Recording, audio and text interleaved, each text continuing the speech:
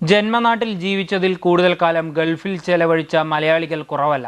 എന്നാൽ കഴിഞ്ഞ 31 വർഷം ഒരേ കമ്പനിയിൽ ഒരേ സ്പോൺസറുടെ കൂടെ ജോലി ചെയ്യുക എന്നത് അപൂർവമാണ്. റിയാദിൽ സാധാരണ തൊഴിലാളിയായി എത്തി സെയിൽസ് എക്സിക്യൂട്ടീവായി വളർന്ന വിജയരാഘവനെ നമുക്ക് പരിചയപ്പെടാം. 31 വർഷത്തെ പ്രവാസത്തിനു ശേഷം ശിഷ്ടജീവിതം കുടുംബവുമൊത്ത് പാലക്കാടൻ കർഷകനായി ജീവിക്കാൻ ഒരുങ്ങുകയാണ് റിയാദിലെ അറിയപ്പെടുന്ന പൊതുപ്രവർത്തകനായ വിജയരാഘവൻ പാലക്കാട് എന്ന വിജയേട്ടൻ.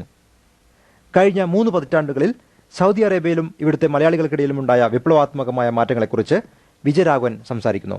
താങ്കൾ എങ്ങനെ കാണുന്നു കഴിഞ്ഞ 30 വർഷത്തെ ഇവിടുത്തെ ജീവിതവും ഇന്ത്യക്കാരുടെ അന്നത്തെ അവസ്ഥയും ഇന്നത്തെ അവസ്ഥയും? അന്ന് എന്ന് പറഞ്ഞാൽ ഞാൻ ഇവിടെ സൗദി അറേബ്യയിൽ എത്തിയത് 1981 ഫെബ്രുവരി 2-ാം തീയതിയാണ്. അന്ന് എന്ന് പറഞ്ഞാൽ ഇവിടെ ഒരു നാടൻ പ്രദേശം മാതിരിയായിരുന്നു റിയാദ് സിറ്റിയും ഇന്ന് കാണുന്ന ഈ ബത്ത അതുപോലെയുള്ള സ്ഥലങ്ങളെല്ലാം. അന്ന് മലയാളീസ് വളരെ കുറവായിരുന്നു. അന്ന് ഞങ്ങളെല്ലാം ഇവിടെ വന്നിട്ട് ബത്തയിലെല്ലാം വന്നിട്ടുണ്ടെങ്കിൽ അന്ന് ഒരു സത്യം പറയുകയാണെന്ന് പറഞ്ഞാൽ അന്ന് ബെൽ ബോട്ടം പാൻറ് ഇറങ്ങിയിട്ടുള്ള ഒരു സമയം, 40 ഇഞ്ച് പാൻറ് ഇട്ട് നടക്കുന്ന സമയം. അന്നൊരു മലയാളീനെ അന്ന് ഞങ്ങൾക്കൊരു ഐഡന്റിറ്റി അതാണ്. ഇന്ത്യക്കാരനെ തിരിച്ചറിയാന്ന് പറഞ്ഞാൽ അന്ന് ആ ബെൽ ബോട്ടം പാൻറ് നോക്കിയിട്ടാണ് ഒരു ഇന്ത്യക്കാരനെ ഞങ്ങൾ തിരിച്ചറിഞ്ഞത്. ഇന്നെന്ന് പറഞ്ഞാൽ ഇന്നിപ്പോൾ മലയാളി എന്ന് പറഞ്ഞാൽ മലയാളി ഗല്യന്നല്ലേ, മലയാളി മാർക്കറ്റ്, അതുപോലെ ബോർഡുകളെല്ലാം മലയാളത്തിൽ, അതുപോലെ ഒരുപാട് ഇന്നിപ്പോൾ അച്ചടി മാധ്യമങ്ങൾ 2 പത്രം ഇപ്പോൾ ഇവിടുന്ന് ഇറങ്ങുന്നുണ്ട്.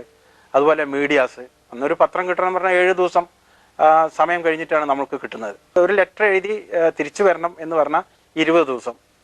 ദൈവാനുഗ്രഹത്താൽ പ്രവാസിയെ ബാധിക്കുന്ന ഒരു രോഗവും വിജയരാഘവനെ പിടികൂടിയിട്ടില്ല. നമ്മളൊരു തീരുമാനത്തിൽ എത്തിക്കഴിഞ്ഞാൽ ഒരു മനുഷ്യൻ എപ്പോഴും പൂർണ്ണതയിൽ എത്തുന്നില്ല.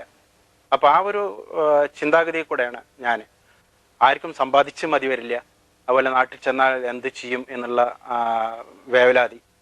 ഞാൻ ഇതെല്ലാം ആലോചിച്ചുകൊണ്ട് തന്നെയാണ് ഈ 30 വർഷം കഴിഞ്ഞ് ഇപ്പോൾ പോവാൻ വേണ്ടി തീരുമാനിച്ചിരിക്കുന്നത്. എൻ്റെ വൈഫിനെ സംബന്ധിച്ചിടത്തോളം അവർക്ക് അങ്ങനെ ഒരു പ്രത്യേക ഒരു തീരുമാനമൊന്നുമില്ല. ഞാൻ എന്ത് പറയുന്നു അതുപോലെ തന്നെ എൻ്റെ മക്കളും.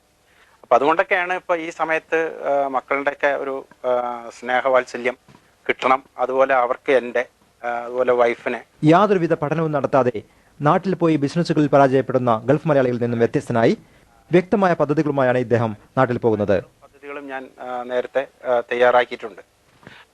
അപ്പോൾ ഞാൻ ചെന്ന് അവിടെ ചെയ്യാൻ ഉദ്ദേശിക്കുന്ന ഒരു ഫാമാണ്. സൗദി അറേബ്യയോടും ഇവിടുത്തെ ഭരണാധികാരികളോടും മനസ്സിൽ ഒരുപാട് നന്ദിയോടെയാണ് സ്വസ്ഥമായ കുടുംബജീവിതം നയിക്കാനായി വിജയരാഘവൻ നാട്ടിലേക്ക് പോകുന്നത്.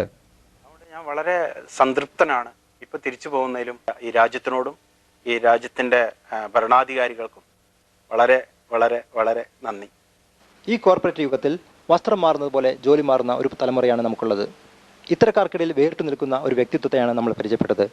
അമൃത ന്യൂസിനു വേണ്ടി സൗദി അറേബ്യയിലെ റിയാദിൽ നിന്നും നരേന്ദ്രൻ ചെറുകാട്.